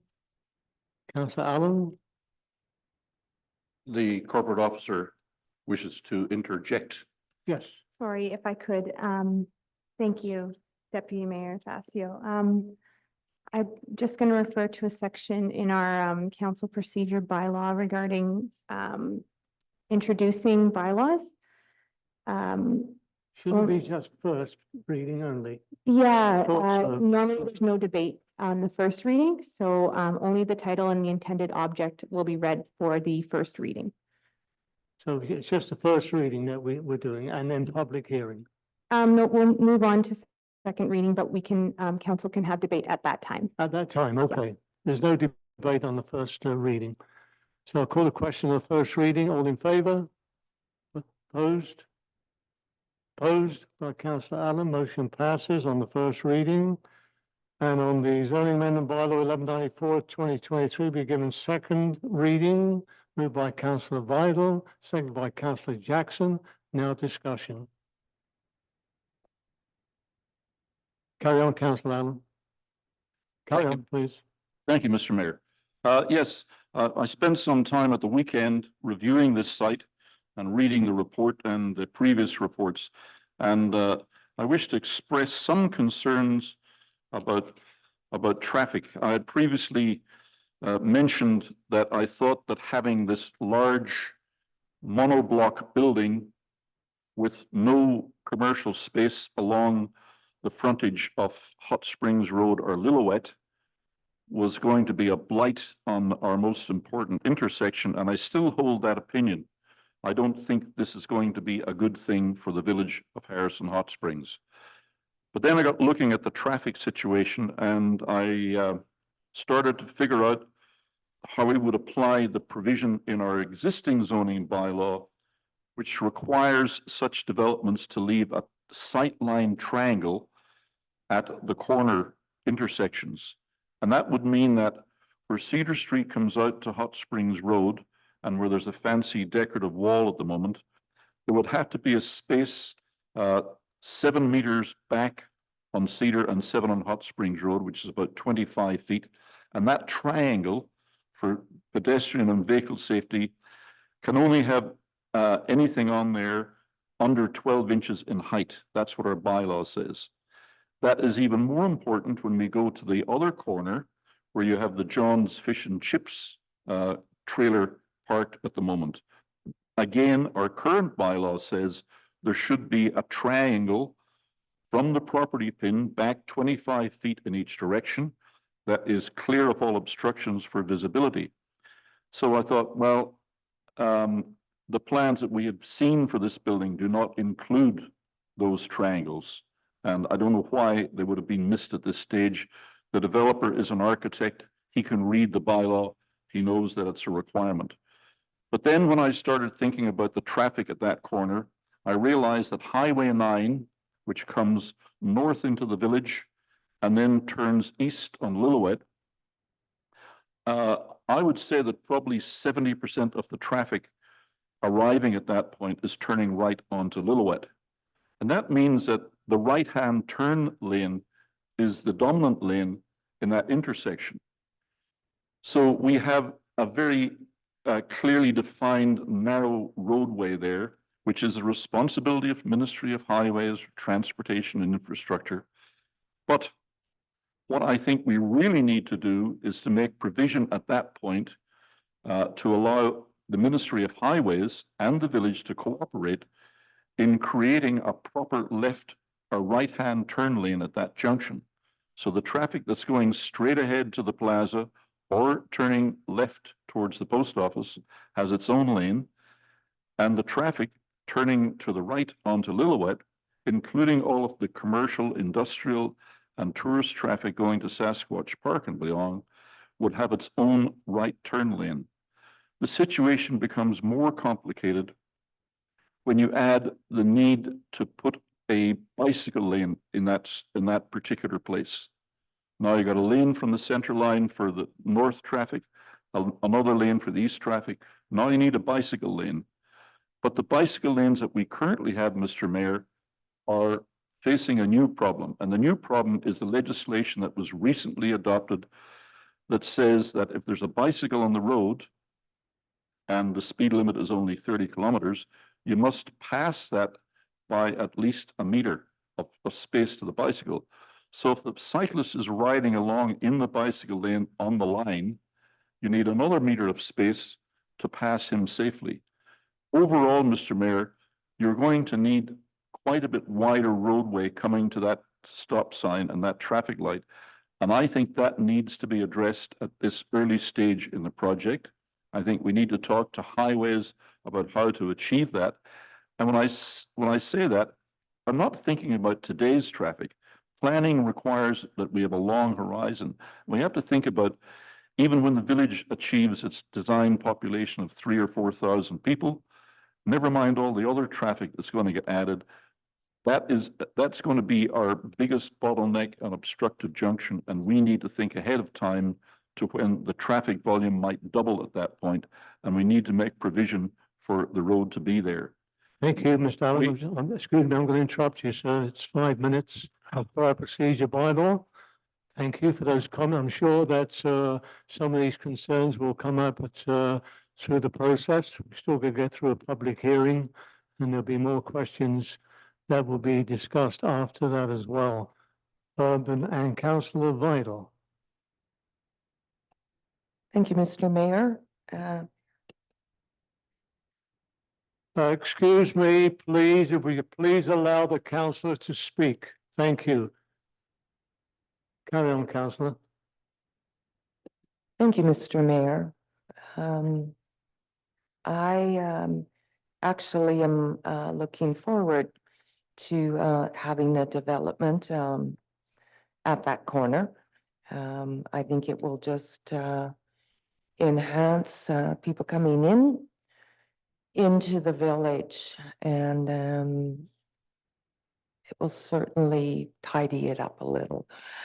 Having said that, I also share the concerns that our planner has raised, including the increase in the lot coverage.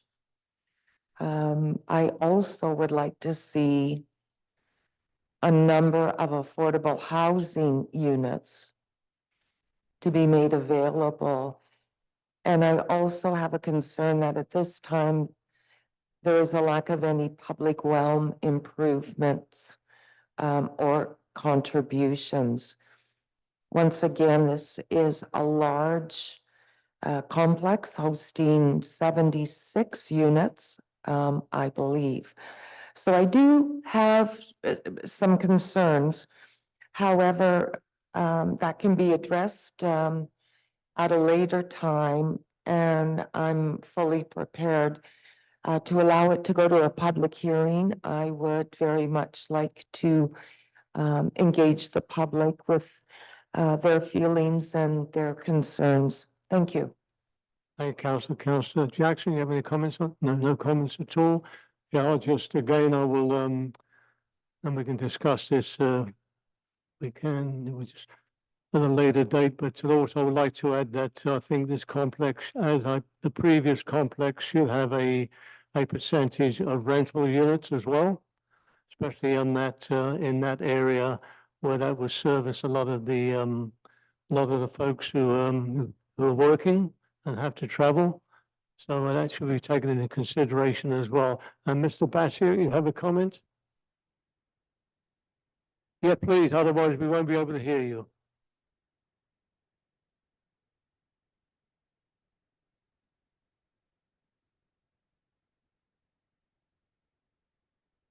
Just have to turn the mic on, the little button on the side. Yeah, on the side there. The light should come on. No, the light's not on yet. No, Okay, thank you. Okay, first, Mr. Allen, and all of council, on this is building development permit was applied for on, just a reminder, 10 months ago, 11 months ago, on July 4th, 2023. So it has taken so far up until now, before I can be in front of you. It experienced a lot of delays from in the past. On April 13th of this year, we delivered the following to the village. I don't know if you got this.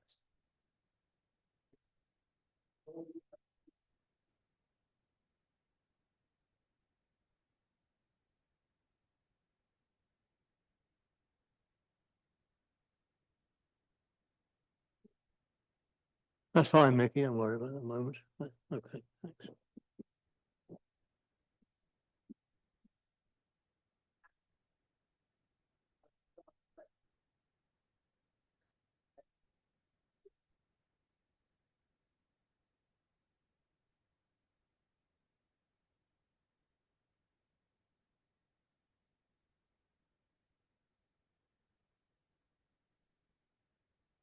We started with the corner cuts. And if you look at the plans in detail, the corner cuts are exactly as is required by the zoning bylaw. Please look at it again. If you need glasses, we'll see if we can help you. I don't know what else to say. Mr. Bassett, please just Okay. attend to the business. Okay. Thank you. Okay, so that's the first point. The second point is this, which I passed out to you, is a reply to the three portions of the text amendment. And on the text amendment, we're between a rock and a hard place in some ways. The zoning bylaw, as it reads, the OCP, that OCP that we have to apply, the older one, reads that the maximum density of the site is 63 units. Now, at 63 units and the size of building we can get, it would mean we'd be probably allowed 12 and 1,300 square foot units, and they all have to be that size. And we'd like to have some smaller units for making them affordable units. So we have, in the building, we have 16 units that are 550 odd square feet each. We have another 16 units that are 1,100 square feet each, and the other ones are in between. So we have a couple of nice ones, the corner units, and then we have the ordinary units, and then we have the low cost units. And I don't, we're talking about low cost. The way to lower the cost of a unit is to make it smaller, and then you can sell it, and it costs to build the same. And so therefore, that's how we get the affordability. Next, Mr. Bassett, if I may interrupt you, sir, with respect, could you just answer the questions either from Mr. Councillor Allen or Councillor Vital?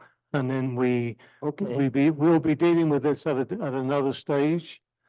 okay. So if you could address, Thank you could for you- the extra drawings. Yeah. We can study those at a later date, but just if there's no other questions for you, I'd answer any. yeah, there's no others. I think you've answered Mr. Allen's, and was Councillor Vital, did you have anything? Thank you. I just wanted to ask Mr. Bazik if he would entertain community contribution amount that's not. Okay, yes and no. We're already, on the yes side, we already asked the fire department if we have two beautiful statues in front of our building right now out of wood. And we offered those to the fire department. Our Smokey the Bear would look good with a red fire hat on his head. Basically be wonderful in front of the fire department. I don't know where the owl goes. On the reason why we said no to there's a reason. Our location is across the street from Old Settler Pub. Now, the Old Settler Pub generates a lot of traffic, and also in the middle of the night sometimes, or closing times, there's all kinds of people that wander around that are a little bit under the alcohol, and they want a place to lay down. And to put a bench there, that's an invitation to lay down in front of our building and try to sleep it off. So we don't want to encourage that. That's why we, Excuse me, sir. Councillor Vital, may I just clarify, were you referring to a donation towards a park or a children's playground or that sort of thing? I think that, that could be discussed Yeah. With our planner, and I'm not specifically referring to the site. It would be something that, you would contribute to the community as a whole. okay, Okay? okay. Okay, any other questions, councillor? No, No, thank you. Just one more question, councillor Allen, then we have to move on to finish the agenda this evening. Thank you. Mr. Basiak, what you're proposing is a significant increase in the density of your building above that which you are currently allowed by the bylaw. An increase in the height, an increase in the density, Where do you see the height? We from do them- 15 meters up to 17.61 meters. Okay, The maximum lot coverage going up from 75 to 89.39, and the FAR from 1.5 to 1.8. So you have a piece of land that you have certain development rights on. But what you're asking council for is to give you more development rights than is what is stated in our current bylaw. My question to you is, why should we give you these relaxations and extra density? And what are you prepared to give the village in exchange for that extra income? Thank you. okay, number one, regarding building height. The building height, Sir, I'm going to interrupt you here. We're going past what really should be discussed at the moment. Yeah. At a public hearing, you're allowed to come and appear. And if you wish to say something then, I believe these questions are questions you can deal with you've received them from council. They've been noted and you can deal with it with our planner and our staff. If there's Okay. no other questions But- from council for you, I'm going to ask you if you wouldn't mind. Thank you very much. I just have one point. And please finish. Okay, the one point is, initial reading of the zoning bylaw reads that the count, that John Allen is right at 15 meters. But there is a clause further down in that same zoning bylaw which says that if you have a stairway that goes to onto the roof directly, or you have an elevator and it requires a penthouse, your height can be up to 18 meters. And our building is now 17.7. Correct. So we meet the height requirement. Thank The you, other sir. ones, we're in question. Thank you, Mr. Basiuk. Okay, I'll let you go. Thanks very much for your Okay. input. bye-bye. Where are we? Yeah, a motion for second reading? Yeah, there's a motion on the table for. I'll call the second reading. question, second reading, all in favor? Opposed? Opposed, Council Allen, motion passes. And the last one is the staff bill, I set up a public hearing for zoning amendment bylaw 1194. Call the question, all in favor? Moved by Councillor Vidal, second by Councillor Jackson. Call the question, all in favor? Opposed? Sorry, for clarification, Mr. Mayor, That's just for the public hearing. for this Basiak Yes. proposal? Yeah, Thank you. It's on your agenda. Are you for or opposed, Councillor Allen? For it, Mr. Mayor. 4, so all motion passes unanimously for the public hearing. Thank you. Next order of business, please. The next item is report of planning consultant regarding zoning amendment bylaw number 1208/2024, which is the small scale multi-unit housing bylaw follow-up. Mr. Cussy? Thank you, Your Worship. This is to present additional information to council regarding the province's small-scale multi-unit housing, often referred to as the SHMU policy and legislation changes. In the fall of 2023, the province introduced a series of changes to the Local Government Act to accommodate changes to zoning regulations related to certain dwelling types.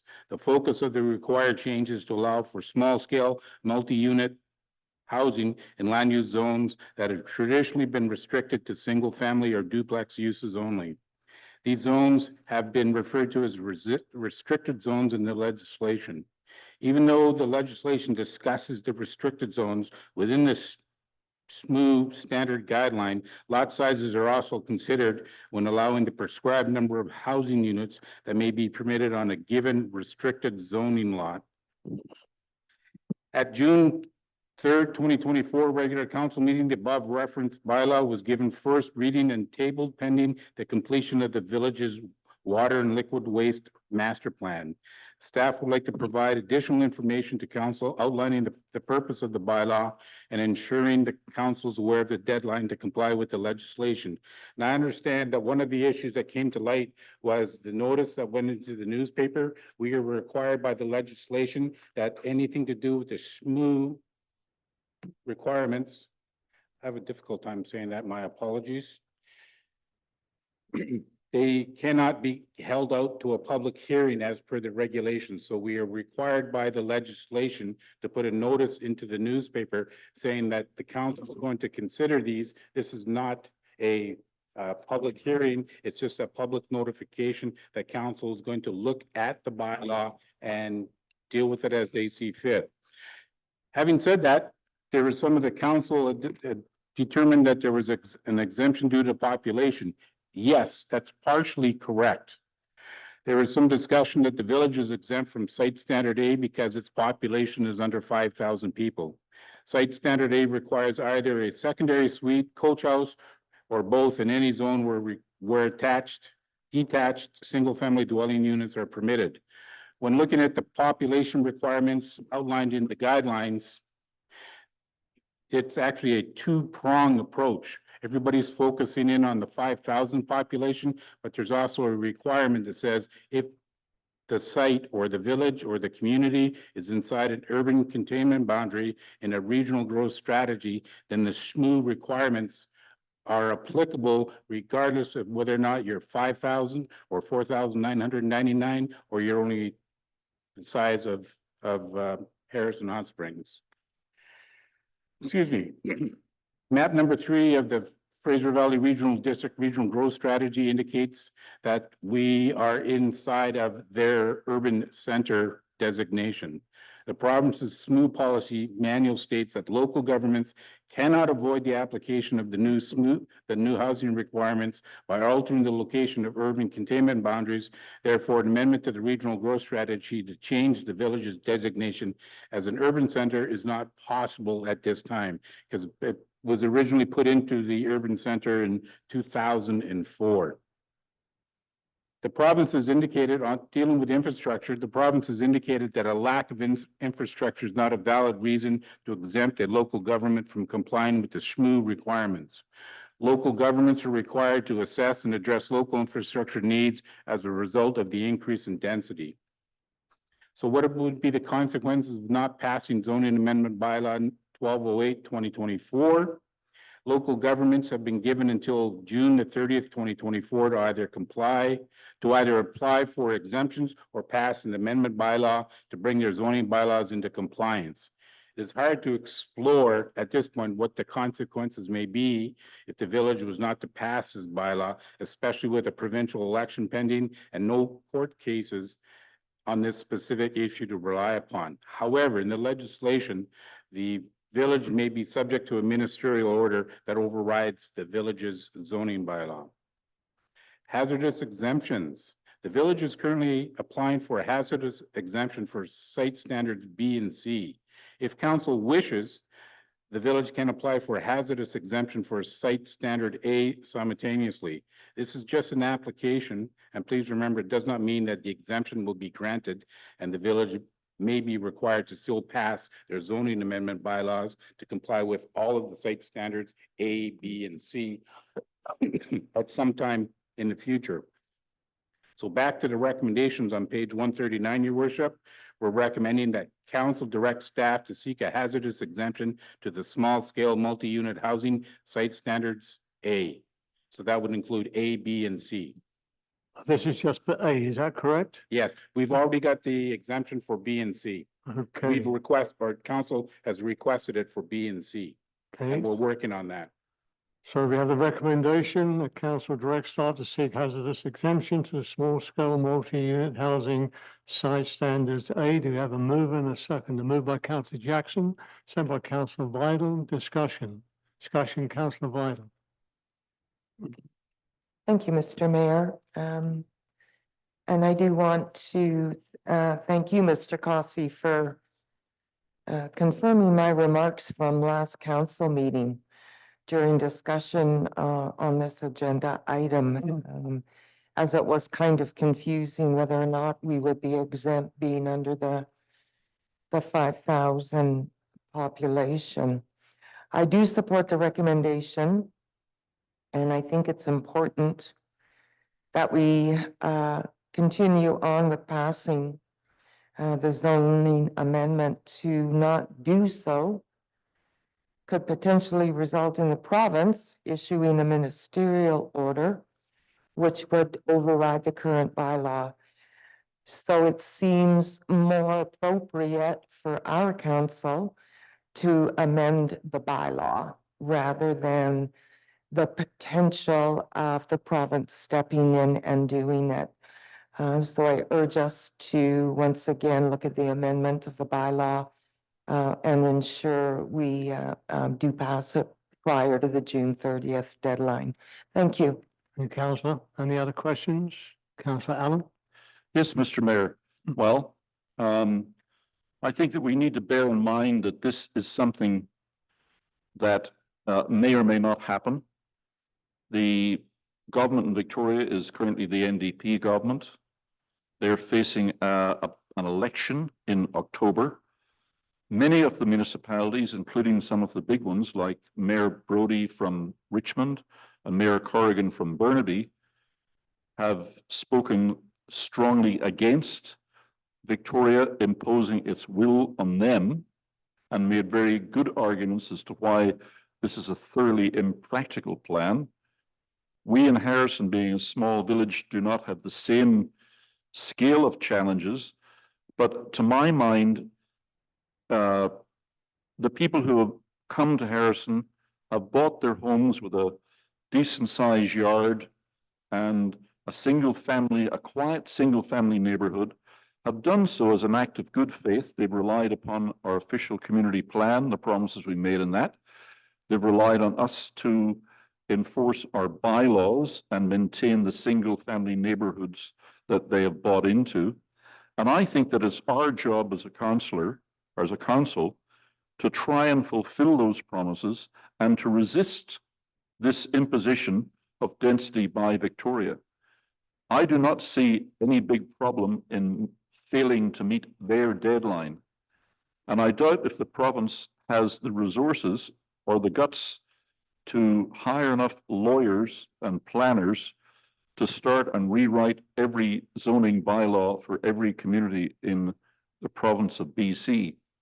My full expectation is that a lot of municipalities will simply say, we're not doing it. If you're going to take some municipality to court as a test case and force us to do it, let's see how that goes at law.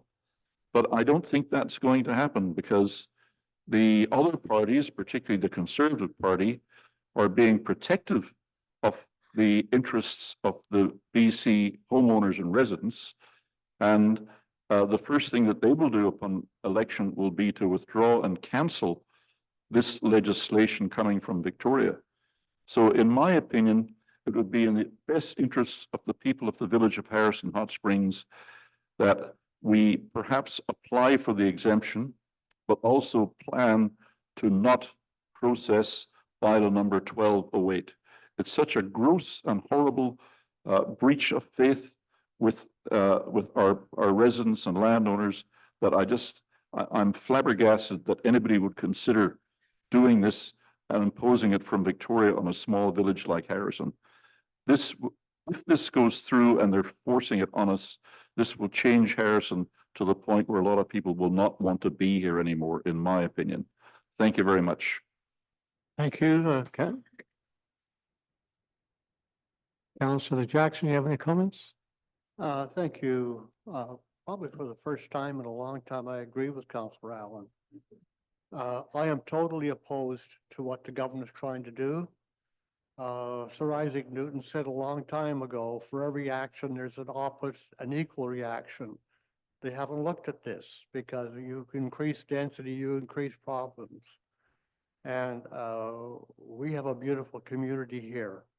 We don't want to be told what we have. We could be asked, but we don't want to be forced or told. This is going down a path, because if this goes through and this continues, what's next? A heavy-handed government doesn't work. And I would like to apply for the whatever exemption we can get and just go ahead and what we're going to do as a community. We can't cave into this. It's really, really important that we stay together. And I think you see at UBCM this year, this is going to be a major topic, and the NDP government is going to have to back down. Thank you, Your Worship. Thank you, Councillor. And I fully agree with you. And as you know, at UBCM, we have applied for a meeting with the Housing Minister, Ralph Calon, to bring this issue up as well, at the effect it would have on our community. So on the question, all in favor? Opposed? It's the resolution. This is just for the hazardous exemption of Okay, thank you. standard A. I'm in favor. All the question again, all in favor? Opposed? Nobody opposed? Motion passes. Thank you. And the next order of business, please. Next order of business is new business. Item A is new business from Councillor Allen regarding disclosure of village contracts. Yes, Mr. Mayor. As you will read, the village has entered into a contract with Timbro for $819,000 to do work on the lagoon at the east end of the lagoon, particularly. My motion, which I placed before you, is to instruct staff that if any member of the public wishes to see a contract between the Village of Harrison and any contractor or developer, that contract be made available to that member of the public on demand at no cost. I don't see why we should hesitate to explain to people the contracts that we, the village council, have entered into on their behalf. And that's my motion, Mr. Mayor, that we make those contracts available. Is there a seconder? There's no seconder, motion fails. And your next new business, Mr. Councillor Allen? My next new business, Mr. Mayor, is on the election. First of all, I think, Mr. Mayor, that we need to record in the minutes of this council, which we haven't done yet, that Mayor Ed Wood had resigned last Monday. I think that I don't see his letter of resignation before council. It would have been good if it was here, because we could then receive that and note it in the minutes.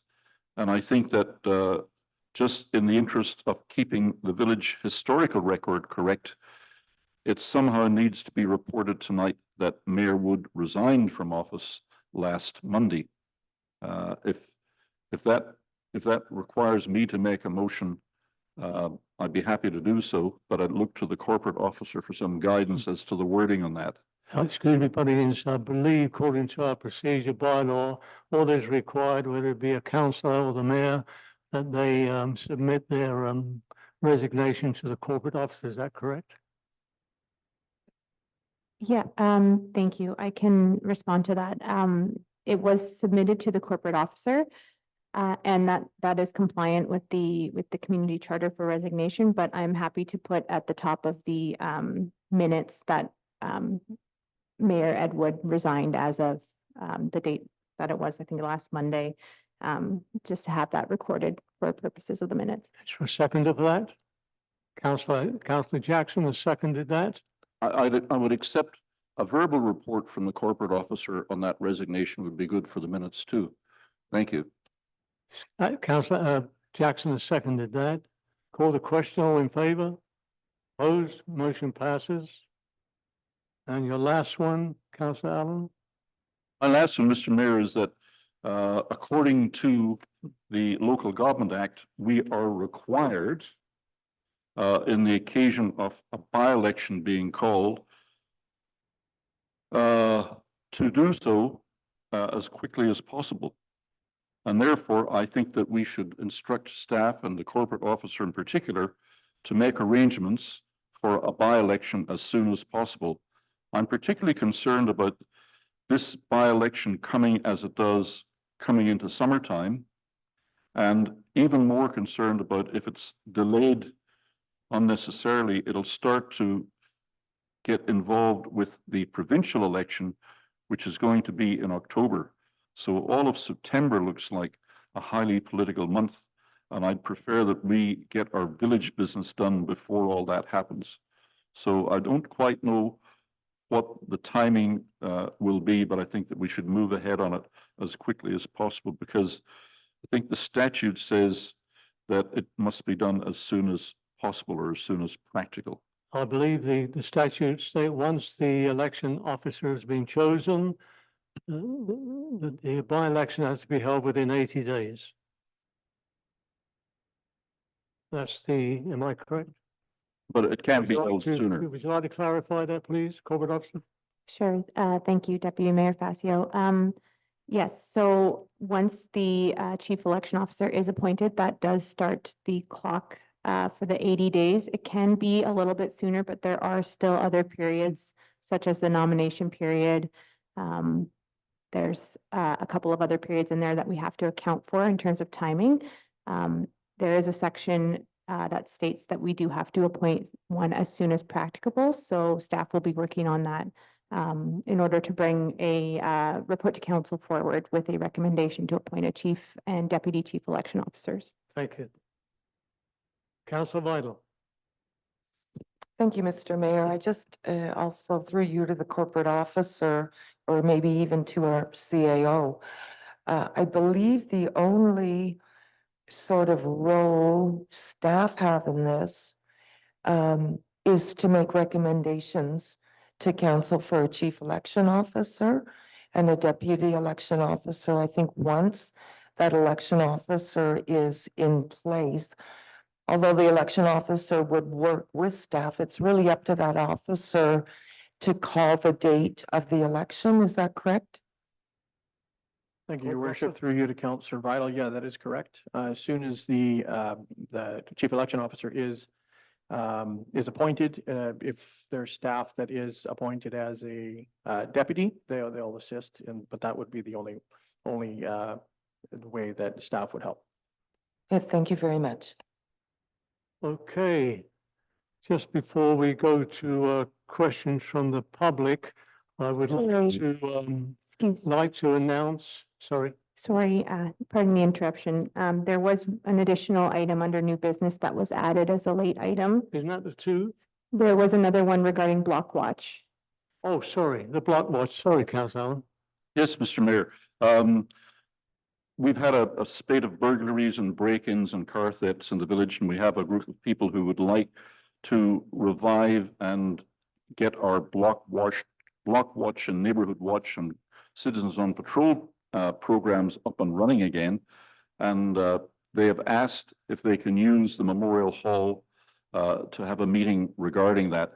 And I would like to ask council to approve that those people be given free use of the Memorial Hall as required in order to organize the Community Safety Committee for Block Watch and Citizens on Patrol. Is there a Thank seconder you. for that?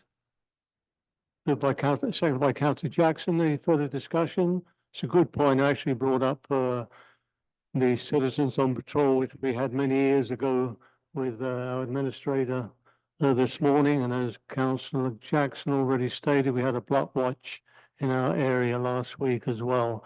So that's all good points. Call the question. All in favour? Opposed? Nobody? Thank you. Motion passes. And before we had questions from the public, I left out a couple of things here. I would like to just recognize for the awards they received in Victoria, our Manager of Community Services, Christy Evans, and our Corporate Officer, Amanda Graham, for receiving your, would you like to explain what the awards were for, please, Tyson? Thanks. Absolutely. Thank you, Your Worship. It is my honor to say that LGMA, I made a nomination for both Amanda and Christy as it falls under the most impactful new professional. And I was delighted to hear they were going to receive this award together because they've been working fabulously as a team and for this council and this community.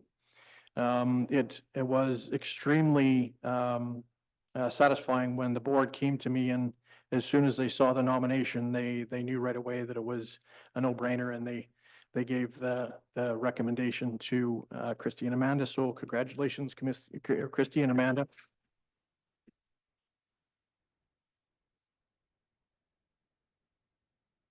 Oh, good. Thank you. And the last thing is for July, August, September, the hall is being used for whatever reason. So the meetings will be at the village office chambers and on Zoom. I was speaking to the administrator this morning. We'll have to work out some way where they're probably on our website. You'll have to call in and reserve a seat because we're limited in seating. But they'll work out somewhere, something, and it'll be advertised to let you know because we cannot have any standing. We're limited by the fire department on how many we can have seating in there. So that's for July, August, and September. There's only one meeting per month. And now we'll first ask for the Zoom if they have any questions. Anyone on Zoom, if you have a question, please raise your hand.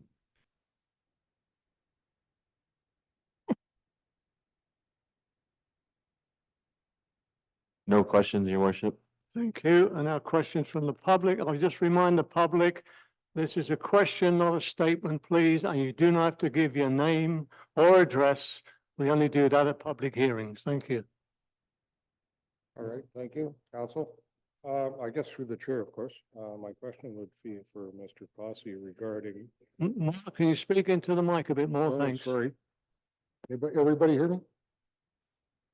Through the chair, of course, my question would be for Mr. Cossey regarding this, whatever you called that. Yeah, there you go. Anyways, for instance, if there was an existing covenant in an entire subdivision, how would that affect? Or would that be a blanket coverage superseding that covenant?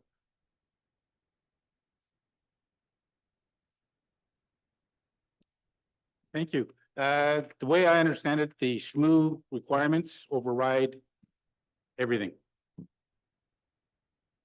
Thank you. Thank you.